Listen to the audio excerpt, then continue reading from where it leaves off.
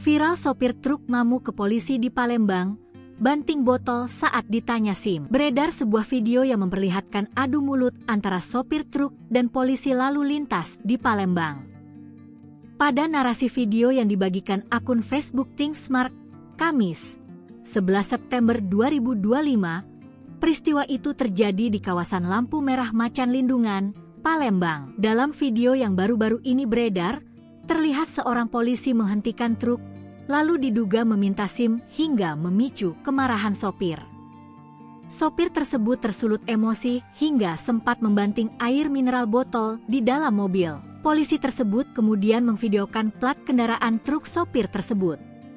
Dalam video tersebut dinarasikan sopir truk yang merekam kejadian tersebut mengeluhkan kondisi di jalan. Namun hingga kini kronologi lengkap peristiwa tersebut belum jelas. Belum diketahui penyebab cekcok itu bermula, maupun bagaimana penyelesaiannya di lapangan. Video ini memicu perdebatan di kalangan masyarakat. Sebagian netizen menilai polisi terlalu memberatkan sopir, sementara lainnya menilai perlu ada klarifikasi lebih lanjut agar tidak menimbulkan kesalahpahaman. Pihak kepolisian sendiri hingga berita ini diturunkan belum memberikan keterangan resmi terkait insiden tersebut.